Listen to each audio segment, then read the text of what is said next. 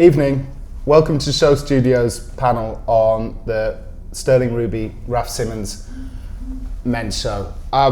If the Pet Shop Boys said that fashion was religion, violence, injustice and death, in the 10 years around the millennium, Raf Simons delivered on that as a promise. So before we go into the interzone, I'd like the panel to introduce themselves. I'm William Oliver, the editor of District MTV. I'm Roger Tredre, I teach fashion journalism at St St Martin's. I'm Tom Hingston, I'm a graphic designer and art director. I'm Rob Phillips, I'm the creative director of the London College of Fashion. And I'm Daryoush. So guys, I'm very, very, very, very excited about this show. Raf's a bit of a hero. And it's a very exciting show because I think it's probably one of the first major shows to ever be co-credited with an artist. William, you've written about art quite extensively. What's happening? Art and fashion are having a love affair at the moment.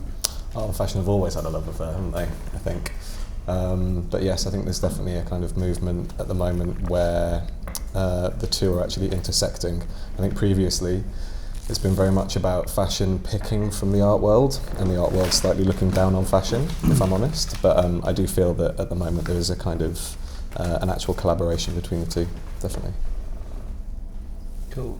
Roger? Well, what's exciting about this is, I mean, Raf has been saying that this isn't, as you say, just about picking. This is an intense collaboration. He's saying that every bit of what we're going to see is a collaboration, right down to the fabrics, the colours, every piece, every accessory. So we're going to see perhaps a historic moment, who knows? We're going to see a sort of intense bringing together of artist and designer, when so much of the collaborations that we've seen in the past have been pretty surface, have been largely focused on either print ideas or colour, and not much more. And in fact, this season we've seen a lot of designers saying they've been inspired by the colour palette of artists.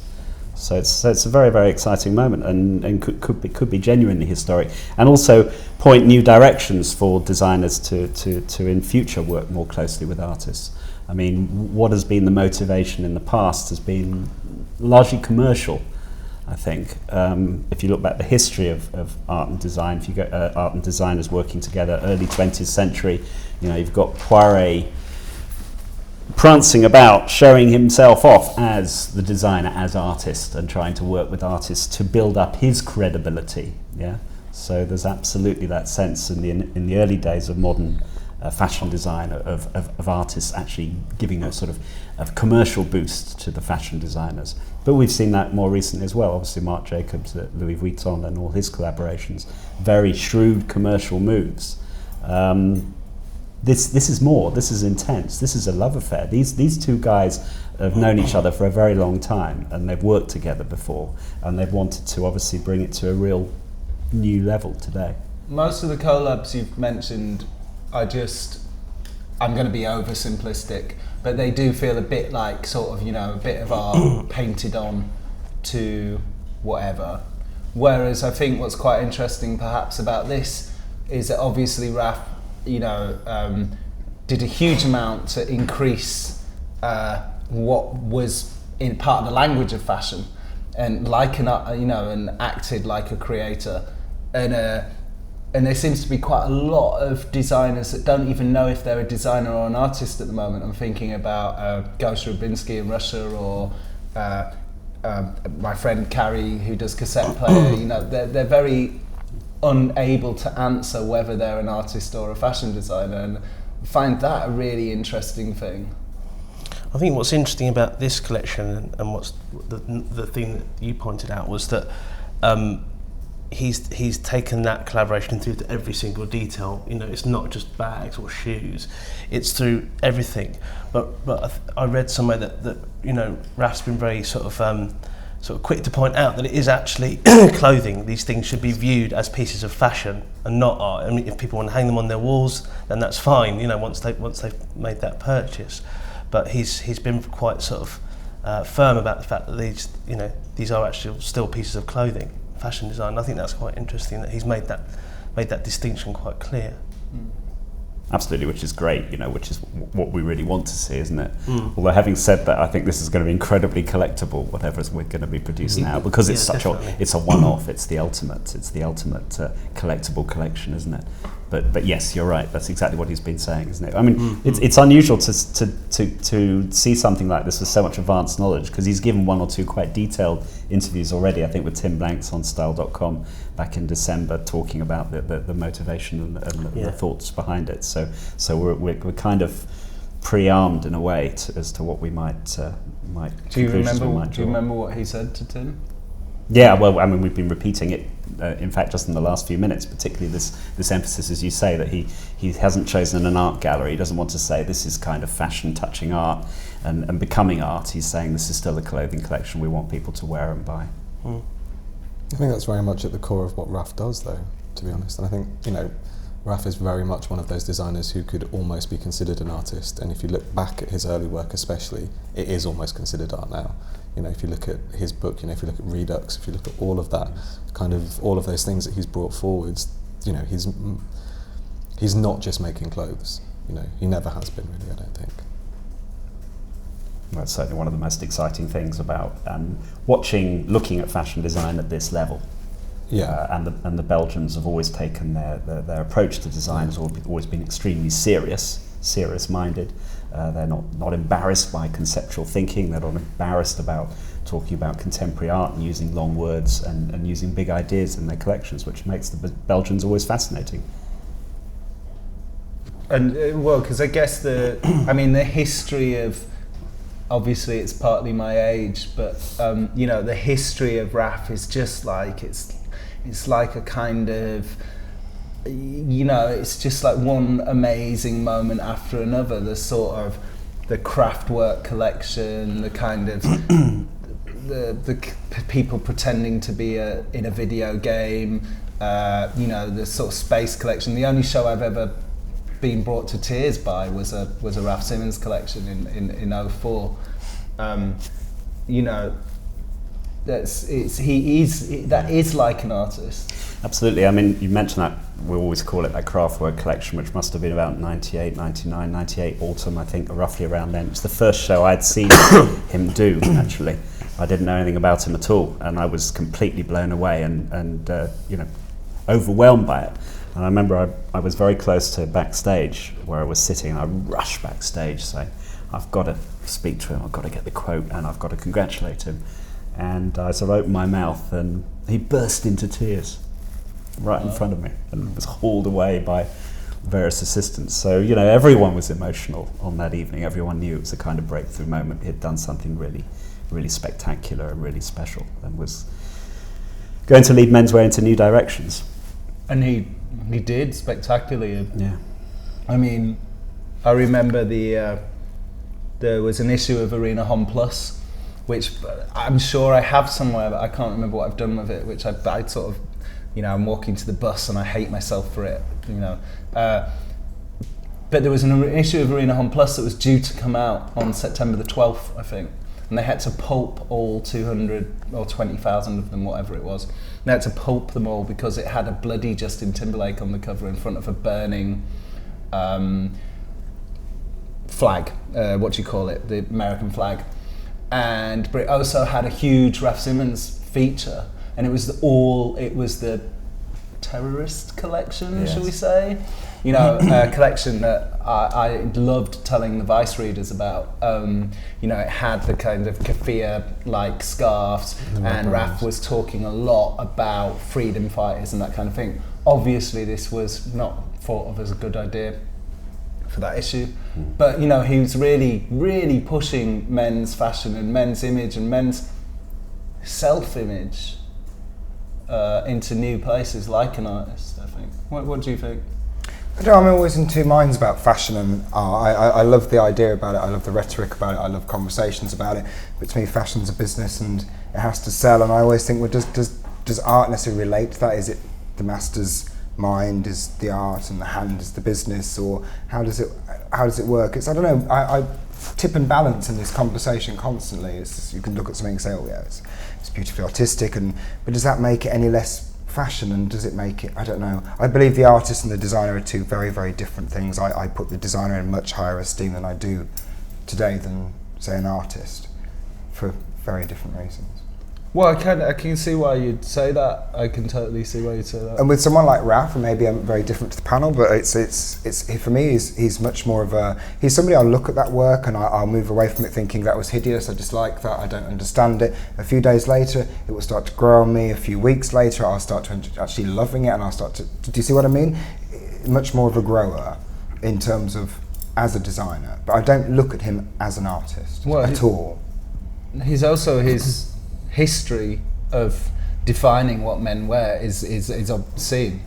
You know, shorts, bomber jacket. I mean, he reinvented the bomber jacket, and we're still all wearing bomber jackets. We still can't stop wearing bomber jackets. We still can't stop wearing shorts. The rumour mill in Paris back in the day was full of completely unfounded, completely unfactual rumours, but rumours that Raf was extremely displeased at Hedi for basically stealing his mojo and the thin trouser, you know, and there's so much of what, you know, he's defined fashion insanely. Yeah, and I think even that, you know, that simple thing of the mix of tailoring and sportswear, which obviously he's done so successfully for so long, just now kind of infiltrated its way through to so many other brands and what they do. I mean, Raf did that, was one of the earlier people to do that, and did it really successfully. I view Lang as doing it better.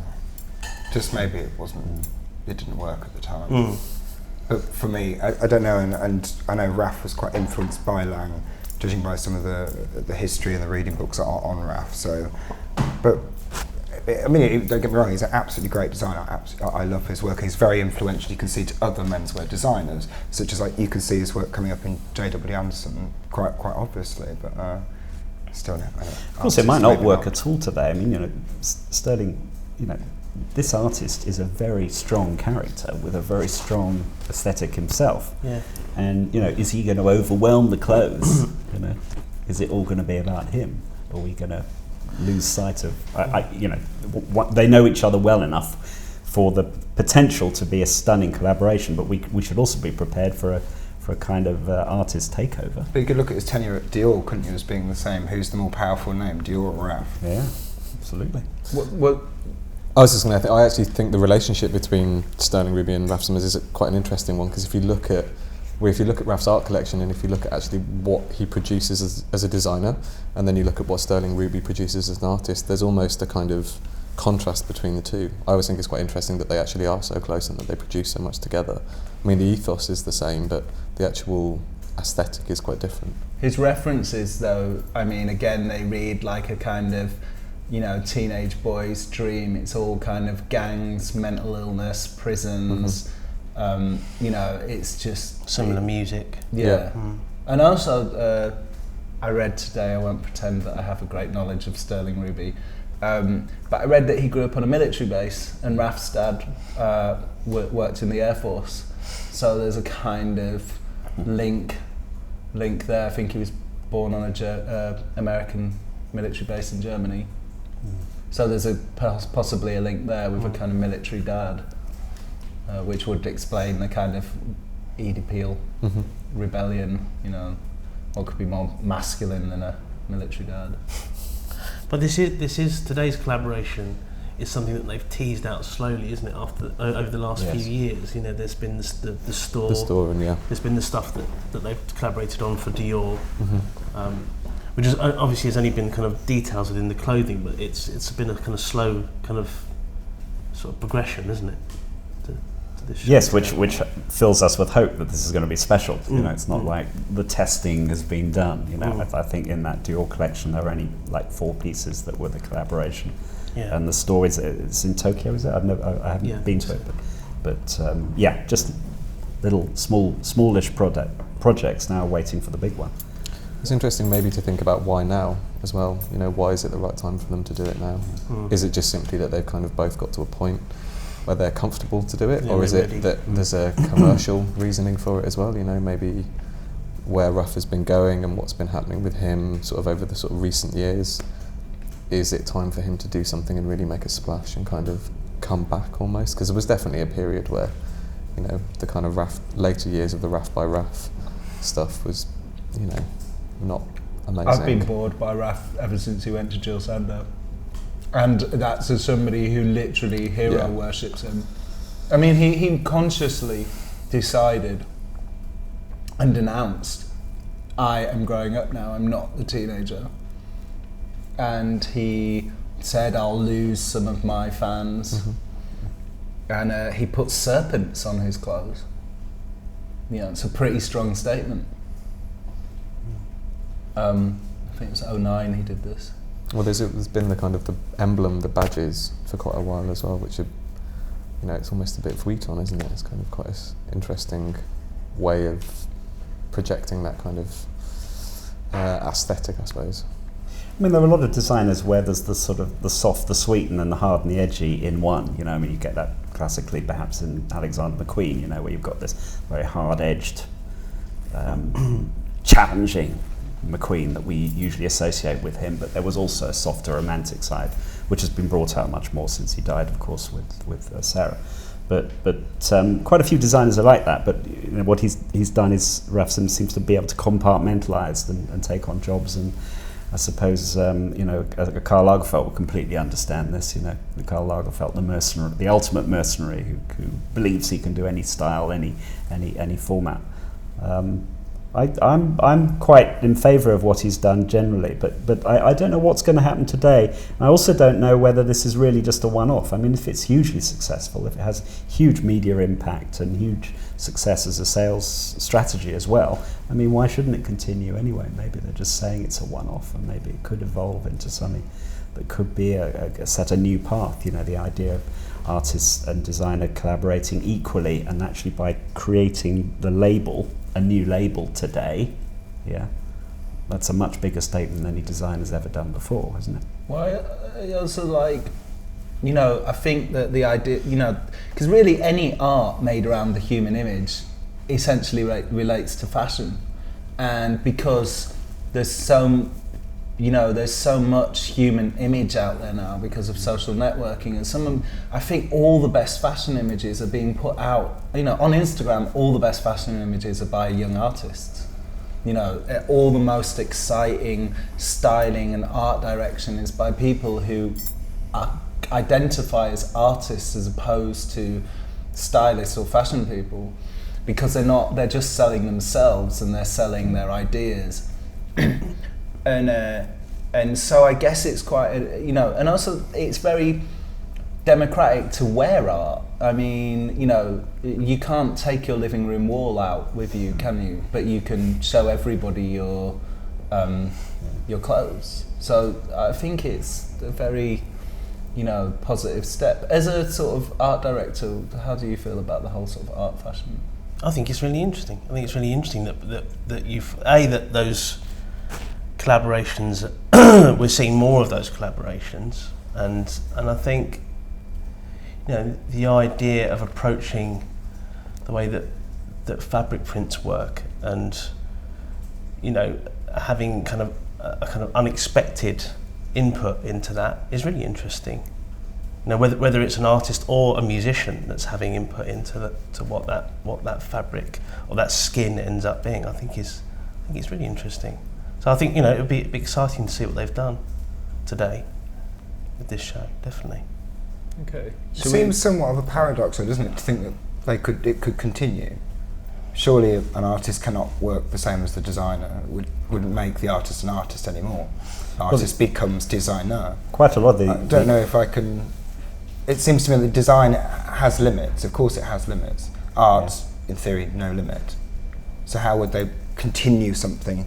The same times, the same measures, the same needing to produce the same units, etc., etc. Surely that would compromise the artist. Well, the artists, quite a lot of artists. I mean, I think Sterling Rubin has actually said this. Actually, that he's amazed by the prolific nature of the fashion designer. You know, the speed at which they work, and certainly artists I've spoken to always say, "How do these designers do it?" You know, how do they come up endlessly? So with this extraordinarily rigid timetable that we don't have, unless we're doing, even if we've got freeze around the corner, we can still find something that's in the back locker. But designers have this extraordinary rigid timetable and incredible pressure to endlessly deliver, which has stepped up and got faster in the last few years, of course. So artists are fascinated by that as well, aren't they? And they want to see whether they can push themselves. Well, some of them do. Some of them want to have nothing to do with this idea of fast turnover of ideas. But I was going to say, 'cause it makes you wonder, is it a shift for artists now becomes designer? yeah. But there's no longer this I guess, William, you might have something good to say on this. There's no longer this idea that just because you're commercially compromised, you're not an artist. Do I have anything good to say on that? I don't know. I mean, I think actually that being commercially compromised is ultimately what stops you from being an artist, actually. Because, I mean, I think that if you're creating... I mean, I actually was speaking to an artist I won't name relatively recently who did a project for a large brand, and it felt very much like he just regurgitated his old ideas in order to fit in with the logo and the branding and the kind of, that side of it. And it just, for me, as somebody who had, has previously written about art and kind of worked in that field, like, I was getting nothing from that. There was nothing that I wanted to take away and write about. I actually didn't write anything about it, But isn't that... Because that's where this is possibly more interesting, is it? Because we're hoping that because Sterling, we're imagining that they've sat there and sort of come up with the ideas, that we're seeing a projection of Sterling's worldview rather more than a print. Yes. Yeah. But it is about that collaboration, isn't it? I mean, that's what makes this different. It's not Raf kind of giving Sterling Ruby some money and telling him to produce some work. It's about them coming up with a concept, I'm hoping, And actually, and that's what I was going to say when you were saying about, maybe they can't do it again and again, but maybe conceptually, that's how they would continue that line. If they can collaborate on an idea together. Or perhaps if it becomes its own label, does it have to fit into the same timetable, same seasonal timetable as a normal label? Could it be an annual thing that they do? But I think it's still the time limit for me that then suggests to me it's not art anymore. Yes. Because the artist releases when artist is ready. Designer releases God knows how many times per year. There's also a lot more, with an artist, they're thinking so much more. Occasional. Yeah, I think that's what I was meaning. Yeah. I was just saying that an artist is thinking so much more about the work that they're putting out as well. I mean, not that a designer isn't thinking about it, but I think that an artist would be kind of loath to put a piece of work out that had mistakes in it. Whereas I think a designer, just because of their schedule, there's probably a few pieces that they're not that happy with in a collection, or they could have finessed further. Or well, there was quite a fabulous, I think the show studio panel for Matches, where Jonathan Saunders was talking about that and saying, he'd look back at his work and he'd see things that he didn't like about it, and then and then the next time he'd try and he'd be super happy, and then and how that process. But then I imagine it's the same for any creative, really. Surely artists also find that. I know I do with writing. Yeah, you always go back and read it and kind of wish that you'd done different things, definitely. Yes. Yeah. Didn't Ray Kawakabe make a quote about the designer's work never being done and the artist's comes to an end at some point? But the designer, I could have sworn I read something about it. It's just continuous. You never feel like you've achieved it. It's just a constant journey of criticism, self. Well, great art should be eternal, whereas fashion is meant to be. Most people would say it's meant to be connected to the trends. I'm slightly insane, so I'd like it to be eternal too. But, shall we look at this eternal trend of perfection? Definitely. Thank you.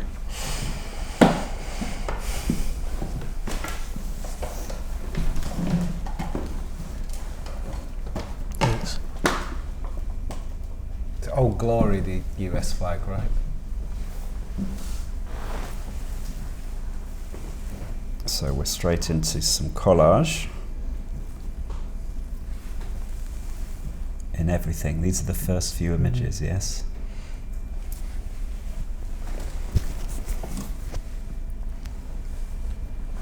William, how do you feel about the footwear? Look to... I'm not sure how I feel about the footwear actually. Very orange. Yeah.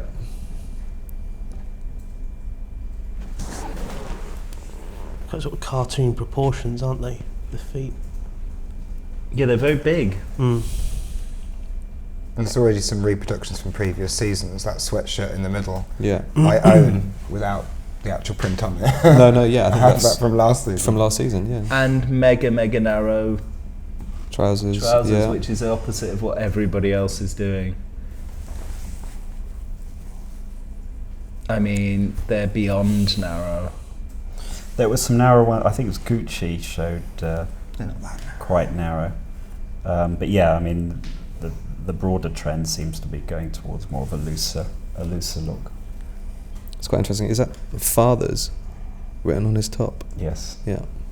It's interesting just what you were saying previously about their two dads having come from the military background. He's got very fond of writing some very strange things on shirts. I mean, I was nearly going to wear a t-shirt for this that said yoga on it. Saw those, yeah. What's going on? So interesting at the moment. It'll be interesting to see how this evolves over the next few minutes. But at the moment, everything's placed quite precisely and quite sparingly. We're not going full on straight into crazed sterling excess. It's relatively restrained. I actually think the outerwear is kind of, for me personally at the moment, more interesting than the sweats and the tops, because they do actually feel like it's a sweatshirt with a bit of sterling ruby on it. Yes. Which is kind of what we hoped it wouldn't But then be. that's kind of what his art's like anyway. Yes, that is very true, yeah. No, the outerwear looks great. I mean, the stripe motif worked at the bottom of the hemline and in the middle, and then on the sleeves there in the grey tweedy look coat. It's nicely done. Yeah, it looks good, doesn't it? Yeah. I'd be interested to know if those colours are referential for anything actually. So much with menswear, it's about to take classic pieces and then somehow just make them right and different and special. I like the work with the stripes. Sounds a bit Paul Smith-esque. Of course, Paul Smith was the master at that, of course. But he does do those things, those stripes on his paintings, doesn't he? He has a kind of, with a similar colour palette. Do the colours have any significance, or...? The colours, while we're going to strong colour here now, I mean, one of the most exciting things about menswear in the last few seasons has been the variety and interest in colour, not just in the spring summer, but also in fall winter. With a lot of the designers, as I was saying earlier, looking at artist palettes to try and freshen up their own approach to colour. For example, with pastels, trying to create modern pastels instead of rather sort of sugary, syrupy pastels. Modern pastels. I like what he's doing here. I mean, this is. I mean, collage is clearly going to be a big theme of this collection. This is fun. I like the pockets on the interior of those bright jackets actually. Yeah. It's kind of like a lot sort of referenced some of his earlier stuff, but kind of placing it on the interior is quite nice. 19's gorgeous, the jacket. Of course, frustrating to look at in photos. One wants to get up close, which is Yeah. always one of the frustrating things about men's shows compared with women's shows. You really do want to rush backstage straight after the show and look very, very closely at the garments to understand exactly what they're achieving. Is this stitched on? A lot of this appears to be stitched on. The actual space, the venue, actually seems quite conservative, doesn't it, in the way that it's been dressed?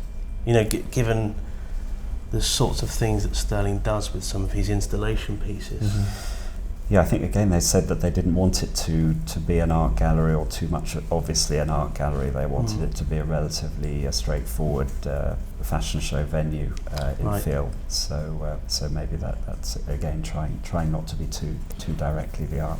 I love 22 actually. Look, 22 is great.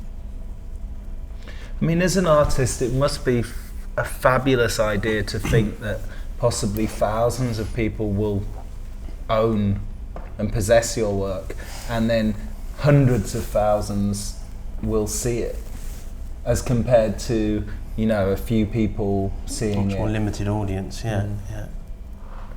Yeah, that must be wonderful. I mean, I'm excited by what I'm seeing at the moment. I'm just wondering, you know, what kind of influence a collection like this can have. You know, can this be a kind of a big statement in favour of kind of taking a piece and splattering it and making it your own and DIY and that kind of, is that the kind of broader idea here that would inspire a new generation of young designers, or of course the customer as well? You know? It's quite interesting because it is, you know, what we were talking about earlier on in regards to their work together, and this being a kind of culmination of, you know, a number of different projects, and it's definitely still has the same thread. You know, it's very similar to, well, bits of it are very similar to what we've seen before. And you see the photos of the artist himself in his West Coast studio, and he's always wearing these splattered denim stuff, isn't he? Which he apparently has developed himself. So I mean, these are going to be huge sellers, aren't they? Yeah. Yeah, and of course, you know, it's not necessarily about wearing it head to toe. Of course, you might just take the shirt and wear that on its own. I wouldn't wear that head to toe, but you know, the shirt would be wonderful.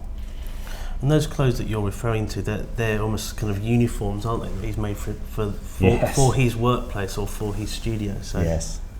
Kind of fun seeing them on the catwalk, I guess. And there, of course, there's a bit of uniform green in there, but heavily distressed. I like that idea of, you know, the artist's wardrobe to some extent. You know, we hope that our clothes take us out of our everyday or help us. You know, I have a thing with what I've got on, perhaps not today, but I want to feel special in it. You know, I want to feel not just special, but ready for special to happen. Yeah, and there's a sense of kind of escapism as well, isn't there? Yeah. Yeah. And you know, and I feel like artists often live quite beautifully, and you have that feeling around them, and when you're with them that you're not doing the ordinary. I was having a conversation with Norman Rosenthal, and it's the one line that he said has stuck with me forever, which is that you make you know, as somebody who loves art, you make a decision to live with art. You know, and it's a sacrifice against other things as well. You know, that's where you put your energy, your time, your money, you know, and it's very much about kind of adopting that into your whole world, I think. Yeah. Well, I'm not sure about that pink thing. Well, I mean, they're having a lot of fun with this. They're throwing out a lot of ideas. They're going with what they feel they want to do. They're not worrying too much about. There's some great pieces in here. You know, you can pick them. You can pick your favourites, and clearly no one could look through this collection and love every piece. But there's loads of great ideas. 38 is great. That's true. Sometimes his shows can be very monolithic, and you can be like, yeah, I really like that, but I don't know if I need to see that with just, you know. And yeah, there's so much variety here and so many different pieces. You're seeing variety? Well, compared to for the last few years, he's gone, I mean, really for quite a long time, he's repeated the same idea in a different colour. I was even thinking about the show, because I was actually thinking about the show where he had the Conrad Shawcross installations on either side of the stage, and that whole show, that was the kind of, I mean, the whole thing was just leather. You know, it was such a formalised, singular idea. You know, there was very little else in there. If you compare that to something like this, it's... The father's writing and the camo, and you know, there's clearly a reference to exactly what you were talking about right at the beginning when you were saying that they both grew up on military bases and dads were soldiers and all that kind of thing. There's clearly a direct reference to their own. I don't think Raf didn't grow up on a military base, but his dad was. His dad was in the military. You're right. Yeah. Sorry, Roger. I just didn't want to have any of the. So I detect a level of scepticism. You couldn't call this, I don't know, maybe I'm wrong, it looks like a lot of prints with things stuck to it. It's bog standard clothes to me. I'm not seeing any innovation in cut. It doesn't feel progressive. It's not exciting me. It feels very messy. It's not this big artistic boom that I really wanted, so now I feel disappointed. I'm loving these trench coats. It's the first time in the show I've got excited. There's a lot of continuous Raf references. I get it, but if I want to be progressive with menswear, if I want to see cutting and I want to see something exciting, this isn't for me. I like some of these compositions now. Compositionally, these are looking quite beautifully considered. I really like that biscuit colour set against these sort of tapes. I love that consideration.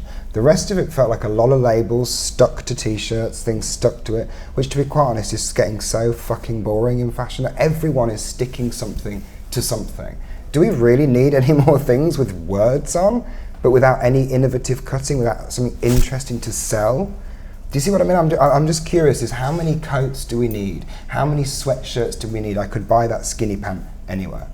I think he's, I don't know, maybe, I think it's because we were chatting at the beginning about this big thing. I felt there was no big thing. Just as soon as I saw the sweatshirt that I owned, I was like, hold on a minute. Yeah. No, why has he put that on there with stuff stuck to it? Yeah, but I think you're correct that there's no new shapes or no new, great cutting ideas that are going to take forward the future of menswear. I suppose what's interesting, Sterling Ruby's work is not easy for a lot of people who love contemporary art, because his work it looks messy. If you look at, I was trying to show my kids earlier some of his work. I was trying to find what I call a nice picture of his work. There wasn't one. It's a mess. It's challenging. In this sense, this collection to me is saying embrace the mess. This doesn't feel messy or challenging to me. It feels very regular with stuff. It's stuff. It's an interesting point that you're making, because the scale of apart from the shoe, Sterling's work, he does really play with scale. That some things are kind of humongous in those gallery spaces, and some things much smaller, and that's not really happening. Just what you're saying with the clothes, is it? Fairly regular silhouettes. As we go through the beginning, you can just see it continuously repeats itself. There's nothing in there like last season where he kind of did almost like shirt dresses, and I really loved that. I was like, now you're exciting. Now I want to go and wear that. I want to go out on the street and wear that. I want people to hurl abuse at me because I look different. I feel like we are progressing.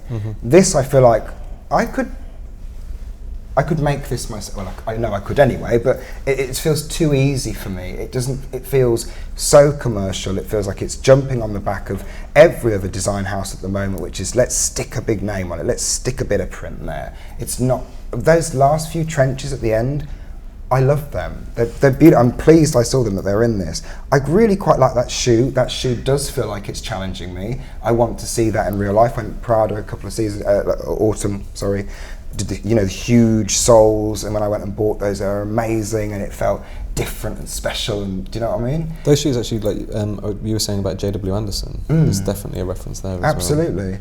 But now as we come back, this just feels, it doesn't feel messy to me. It just feels like it's a lot of stuff with a lot of ordinary clothes with stuff stuck to it. I think that the artist has won out over the designer here, certainly, in terms of this collection. Absolutely. So how one responds to it, therefore, is how one feels perhaps about the artist. Yes. Because that's the dominant. I wish maybe I could hear the music, or be there and at least take some of the ambience. Does it all make sense? Does it come together? Does it gel together because of that? But sitting here, I'm just seeing a jumper, regular jumper. There's nothing special about this jumper. Regular crew over the top of over the top of a shirt, skinny jean. Fuck's sake, can we not just get over fucking skinny jeans? When you wear this, when you wear this collection, you won't be able to hear the music. I won't be wearing this collection. Unless I dye it black. And make it a mess and unpick it a bit. I don't know. No. I go back to what I was saying earlier. I might not be wearing it myself, but it does make me look at clothing in a slightly different way and think more about what can you do with what you already have, and how can you distort and change perhaps a simple piece, and how can you apply art approaches or ideas to clothing. So it's more about art's influence on fashion, but I would agree with you in the sense that Raf Simons himself is not moving fashion in its purest sense of the word forward. Maybe that goes back to what we were talking about earlier on about him growing up and him not necessarily, he's definitely done that in the past. That's what he did when he first started out, and he definitely made huge kind of headway in changing things. So maybe that's not necessarily how he's thinking anymore. Well, yeah, I mean, why has he moved on from these, what felt like mind-blowing collections? Why is that an inevitable part of aging? It's just because because they not he got sell? older. It's inevitable. I mean, it's impossible for designers to keep blowing us away every season. I just remember talking to another Belgian designer, Dick Bickenberg's one of the original Antwerp 6, and he said, those first 3-4 years, the first 6, 7, 8 collections, I just tried to do something completely different every season, and I was exhausted. Also, it made no sense. The buyers hated me because they didn't know what they were buying every season. Every season was going to be completely different. So there's a commercial reason, but there was also a creative reason, that he saw himself burning out before he was 35, and he wanted a career for the rest of his life. So he actually said, for this next collection, I'm going to go down to my essence, I'm going to do my essence.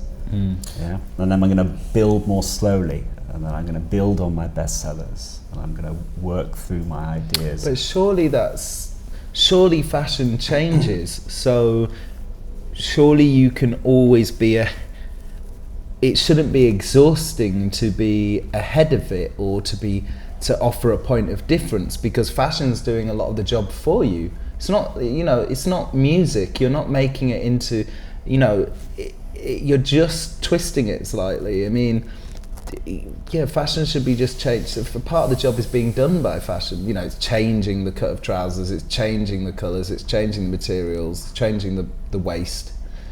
Yeah, I completely agree. I'm just saying you can't do it every season. And that, Things just evolve. Even Prada, if you look at Prada this season, there's a sense, I think Tim Blank said it in his review, slight sense that she was kind of treading water a bit this season. Well, there's this ridiculous phrase, palate cleansing. It's like, I don't Doesn't want that to... seem boring? Yeah. Like Who the wants to Prada spend- show was ultimately boring. I think the media, and that includes myself, so I think we're often a bit overly harsh and critical on these designers and what they have to deliver every season and how they have to continually excite and energize us. The pressures, particularly, these are self-inflicted pressures, and we know that Raf Simons is a workaholic as well. He's famous for his obsession with he'll go the extra mile in every sense, but they take on their own collection, they take on someone else's collection. This is to me a fun, exciting collaboration which may not take menswear forward in new directions, but does offer some new ideas about how art can influence menswear and fashion. But I don't know, Ray Kawakamba, she's like, 70? She hasn't given up. No. Ray hasn't given up either. Well, he's been resting for a while. I think some of his women's wear is actually more exciting than what I'm seeing right now. I think, what he's done with Dior is, I quite enjoy that. I don't necessarily appreciate it, I don't necessarily like it. I just think it excites me. I feel it makes me, agitated in some way. I feel like I'm flatlining. No. You're absolutely right. Jill Sander also and Dior. I really liked what he did with Jill Sander. Brilliant. I thought it was really, really good. I mean, that was a part of it felt like his attention moved slightly. But I guess it's just still that Rick doesn't quite fulfill those Raf's boots. I don't know. I feel like there's not, I'm still need Raf. Still need old. But these past few seasons have been great, and they have been progressive. They've evolved. They've not been overly dynamic. That's going to change the history of men's fashion, are they? But they have pushed things. I think this is. I don't know. Disagree with me. This doesn't feel to me like it's pushing anything in terms of clothes, the way we dress. It feels like I could go and buy half of this stuff now. I don't really care about the art reference, the artist collaboration. I don't feel it's coming through so heavily that it makes me want to rush and grab this. Mm-hmm. I don't. I think maybe it's just lacking the power that we kind of it's been hyped up to be. And I associate Raf with being progressive, and I think that's why I feel, in this instance, it's not delivering. I definitely agree. I mean, I think that there are pieces in there that I want to own and that I want to wear, but I think that I probably come from a very different perspective on how I dress and what I buy to perhaps you. Mm-hmm. if I wore something and I went out onto the street and people gave me abuse, like I wouldn't like that. I'm not saying I want abuse. No, I know. I understand someone where shouts you're something coming bad from. at me, I know, I look good. Yeah, I completely understand that, and I kind of wish that was more me in some ways, but it's not. So I do understand that if I like something and I'm going to buy it, perhaps it's not pushing things forwards. But I guess it's like, you know, it's not abuse, but there's something. I'm just using that as a. There's something wonderful about knowing that you're, you know, pushing things forward. But it's like having a Yoji suit. I thought you were just quite confident with the way you dress, you know what I mean? And other people, and maybe you are a bit different, and maybe you don't look the same as everyone else. And usually when we don't see something that we're so familiar with, we build it with fear, and with fear comes, you know, you do something, it's a knee-jerk reaction, which is the sort of scenario I'm talking about. And I love that. I love those moments when those sorts of things happen, because it means something different just happened, because we don't understand it, it's challenging us in some way. There's nothing remotely here that's making me go, but I think I want to feel like that. I mean, I would buy into some of it. I do like some of it, but I do, you know, there is something really nice about wearing things that are obviously making a statement about going forward, and so I'm just. It could just be a tweak, though, couldn't it? It could just be like the two-layered sweatshirt. I really loved that. Hence why I bought it. I love that little nip in at the waist. It just makes that a little bit more feminine. The way Neil Barrett did the sweatshirts was so sort of, they had darts all put down the bottom, so they bowled over a little bit more. It was beautifully done. And really nice little tweaks just to make something, you know, that's super commercial become even more desirable. And I kind of want that here. Maybe a bigger sleeve, or I don't know, more interesting way of doing a revere. Do you know what I mean? Or can we? What would be a new crew line? The sorts of stuff that we teach our students, the stuff that we pummel into them constantly, new originality, new something we don't want to buy the same. And I just think, you know, it's just a shame to me. Anyway, I think if you were just saying about the crew as well, one of the things that he has been doing over the last couple of seasons is really pulling that up. You know, it's been quite a high neck, and actually that's not what we're seeing here. We're seeing a really standard sweatshirt. Right. And also I do think it is very true that you could wear almost any of that collection and no one is going to look at you twice. You know, go down Camden, you're in there. You're straight in there, yeah. Absolutely. Is there any way we can see the side of the shoes, just or some profiles? We don't have any collections. No. So No sides. we had a On couple Instagram or. Oh, sorry, dude. I thought you'd answered. No. We had a couple of celebrity questions because, you know, we want the Daily Mail to stay on their toes. So we had the great Peter Saville ask a question, who obviously Raf hero worships. And Peter Saville wanted to know what the panel thought of the collaboration overall. So it's quite a simple question. But if I could have your overall thoughts, just specifically on the collaboration between Sterling and Raf, for Peter Saville's benefit. I would be very interested to find out more about this continuous direct collaboration that was talked about before we saw the collection, because I don't immediately feel that that's what we're seeing. I think, you know, it is perhaps Raf saying these are the shapes and then Sterling Ruby saying, well, these are what's going on those shapes. I don't know. I mean, could it be Sterling's wardrobe? Very possibly, yeah. Roger? Well, I love the fact we've got profound disagreement here. I think it's very exciting. I think that it is Sterling's had major influence on this, and is the dominant force in what we've just seen. And I've enjoyed it. Oh, let's just have a little close-up break. It's not such the skinny trouser flicks out ever so slightly at the bottom, giving it, which is quite pretty, but maybe not dynamic enough to catch in those photos. Those shoes look crazy. So the shoe is pushing things forward. Mike Skinner would be pleased. It's almost cartoon-like. I love it. There's been a lot of bulbous clown shoes. There's been so much of David Bowie. I'm really glad I read his biography from Hoxton Street Library. I was obviously very on trend. I mean, I take what you said earlier about the presentation of the collection. was, I think, was it last season that he did it in Larry Gagosian's new space? So there's obviously a very conscious decision to put it inside something that's it's fairly neutral. I still think there's a missed opportunity in the way that the collection's been presented. I think they could have done more with the actual space itself, which would have been, I think, a bit more unexpected or more odd, I think. Just given the nature of his installations, I think they could have been a bit more extreme. So you don't like the idea that this was an artist doing a fashion line? Because I think that was Raf's point, right? That's why they haven't gone for that installation style show.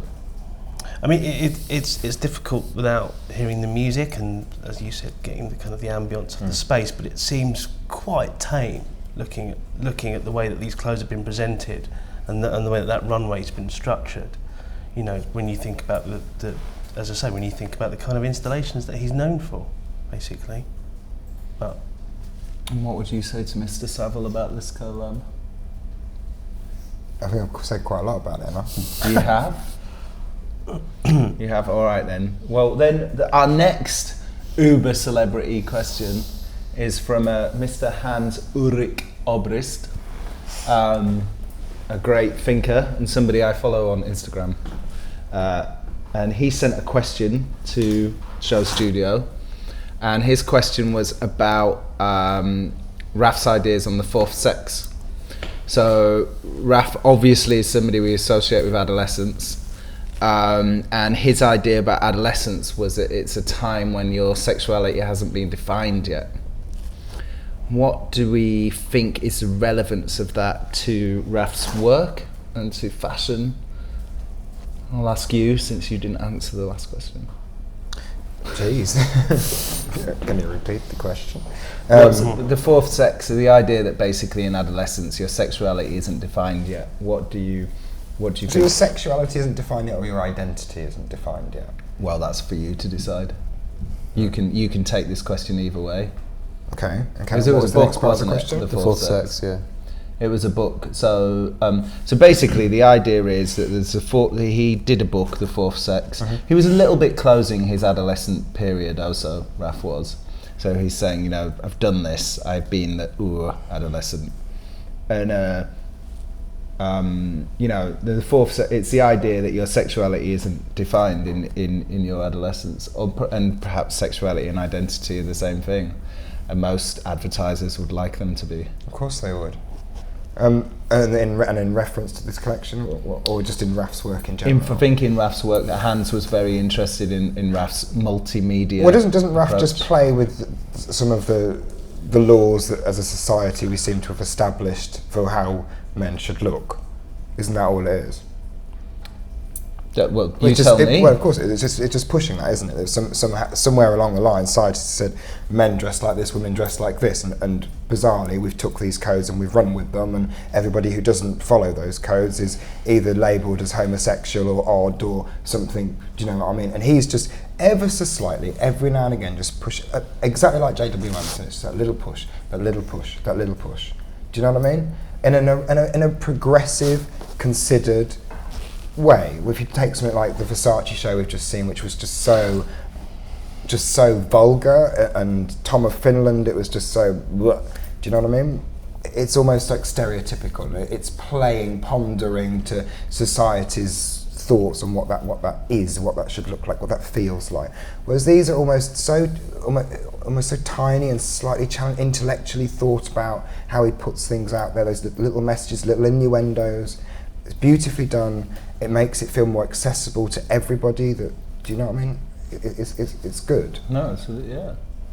I mean, don't know about the whole identity sex thing around adolescence. I mean, I would have thought, yes, you construct your identity. As for sexuality, I mean, I would obviously strongly debate that. I think you can maybe have some confusion over your sexuality, whether clothes play a part in that. Not too sure. Wouldn't feel so comfortable saying they did. Yeah, I mean, I don't think I would add much to that. I mean, I think that it's not really core to the collection we've just seen, certainly, and more recent work of Raf Simons. I mean, you could argue that many designers, particularly in their early years of their careers, are all exploring their sexuality through their collections. and there's a lot of that going on first few years or whatever. I think he's moved beyond that. He's mid-40s now. He's not starting out. I think whatever the issues might be, that's not at the forefront of his mind at the moment. So it's a kind of historic question.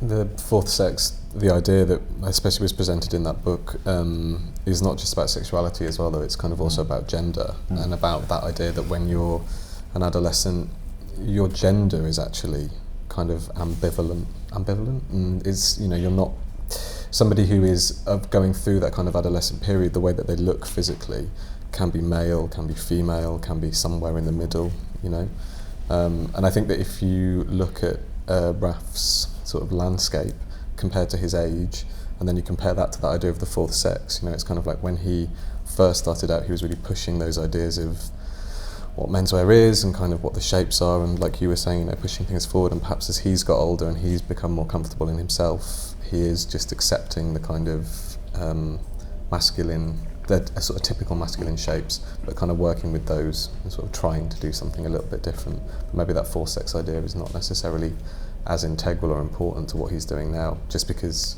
he's older, and he's more comfortable.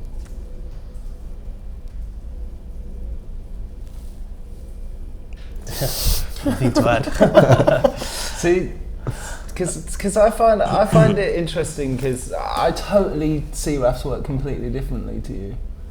Like my take is, my thing was that this was a entry point to fashion. That Raf made it okay as a person that wasn't necessarily that comfortable with being into fashion when I was younger, and Raf made it okay because it was all about cool, and it was all about there was military things going on, craft work, techno things going on. There's, he's an industrial designer.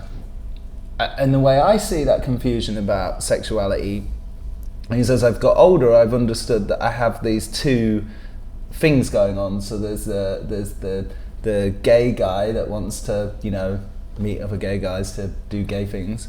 And then there's like the guy, that wants to be a guy and wants to be successful at doing lad things, and being into, Joy Division, and being into subculture, and being into, the things that boys are into, grey. Are those two things not the same thing? No. Why? Because for one, gay culture pushes all of those things right out the window. It rejects them. But anyway, maybe that's a bit off. That's a bit I don't off. know about that. That's a bit probably off topic. But I think that he's exploring those two things. For me, he's exploring that line between bromance and homomance, and Nicely put. Yeah. And it's a whole new debate Homance. here, isn't it? We need another hour. I like that. Yeah. And because when you're younger, you sometimes you forget. You sort of go off down your bromance roots and pursue that, and then you realise that you're just into drum and bass and there are no gay people there. You're telling your own story, aren't you? Yeah, but this is interesting. This is I see that as the fourth sex could be quite interesting. I mean, I do think when you're younger, it's not there is obviously one side of it where it's like, I'm confused. Well, not confused about my sexuality, but I am really close friends with, my best mate, and, is that more of a sexual thing than just a friendship? But then I also do think that, you have to consider that as a young gay man, you might not necessarily want to exude gay. You might want to hide what that as well. exudes gay? And, only what society is constructed. Well, yeah, completely. Of course, it's a of bunch course. of fucking bullshit. Of course it is. Of There's course it is. no But such when thing you're as 14, exuding do gay. you It's know like saying that? exuding. I don't know. Well, how can I exude straight? Yes, I think you can. You can be stereotypically what society assumes is heterosexual or homosexual. I think we assume too much. I think we do too. You're right. Absolutely. But I'm not embracing. saying, I'm not saying I agree with it in any way, shape or form. I'm It's just good saying that I think conversation. as a 13 and 14-year-old, you have a number of choices It's, to the fit reason in why I or to ask not is fit in. it's really curious to me, because you hear kids and stuff saying, we even need students at times saying, oh, look, that looks so gay, and you can't help sitting there thinking, so we're using this as a form of slang, is it a slang word? This is why, and in which case that makes it negative, which in which case makes it homophobic, or is this saying that gay has a look, straight has a look? Well, I think that... In which case we're just fitting into very big stereotypes, and thus makes Raf incredibly progressive. Well, I think he is. Because most of those stereotypes get broken down, apart from what we've just seen. Yeah. Well, the wonderful thing is they have Apart got from the broken down biscuit increasingly trench. in the last 10 years. that you really liked. I do, I love that. I'm thinking more, I want to buy that. You know, Sorry, it's growing. That's what the It's whole yeah, it's a metrosexual grower. thing was. Yeah. The metrosexual thing was about absolutely breaking up those stereotypes. You had no idea what the actual sexuality of the person was. Yeah, but it was pretty, and Raf wasn't. Raf was able to. Obviously, Raf did some very pretty clothes, but it didn't have that. You know, metrosexual was house music, and Raf was hardcore, and there's a big difference. That's actually quite interesting though, because if you're saying that metrosexual was house music and maybe Raf was techno, if you want to put it like that, I mean, what's really interesting about the techno scene is that gay, straight, bi, male, female, dog doesn't really matter and never really has, you know, which is maybe quite an interesting reference point between what Raf does and what he's interested in, and maybe what that is. I don't know. There's kind of some connection there. I mean, in which case this whole thing would have gone full circle now, because Raf has become so popular, being quite heavily worn, and there's places you can go to, everyone's gay wearing Raf, so now does that make Raf gay? Everyone who's It's gay is turned the actually whole wearing thing on Supreme, its. We're all listening to drum and bass now. Well, yeah, I mean that does happen, doesn't it? Of course it does. Yeah. So I hope that answers Hans' question. I think you'd quite like those answers. So I guess closing comments on life, the universe, and Raf Simons, autumn, winter. Sterling Ruby, Raf Simons, autumn, winter 14. I'm going to buy that trench coat with the stripes on the sleeves. Nice, Roger. I think there's a lot that will actually be influential there. I think it will have an influence in fashion trends. I think it'd be interesting to see what they do next. After this, perhaps they'll do something that isn't actually fashion related. Perhaps they'll do something else that's more sculptural or furniture based. So it'd be interesting to see what they do next, I think. Do you think this will help Sterling's work? Do you think it will help? Yeah, I think it's an amazing promotion for his work, isn't it? I think I can't remember who made the point earlier, but it's a bit like when you do a record sleeve. The audience that reaches is it's hundreds of thousands potentially.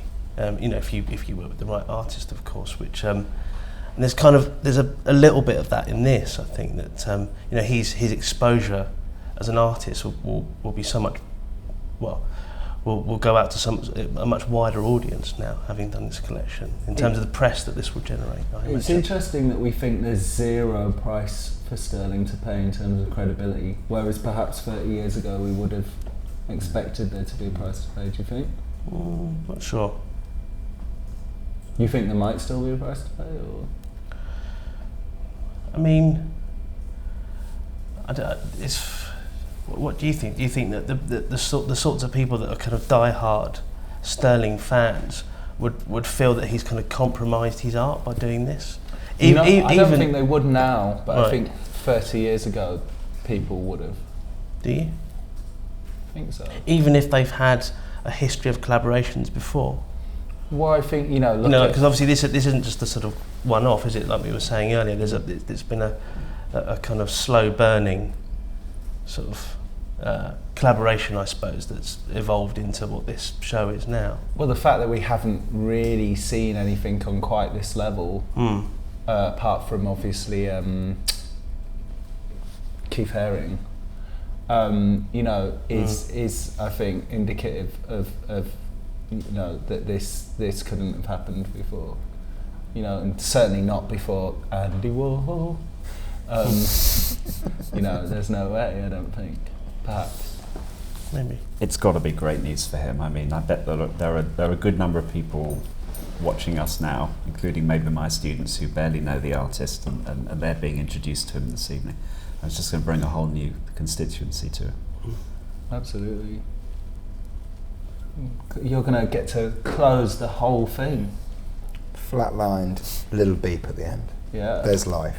That's it. Is that the close? With that trench coat. Let's get the dollar out. Cool. Thank you, guys.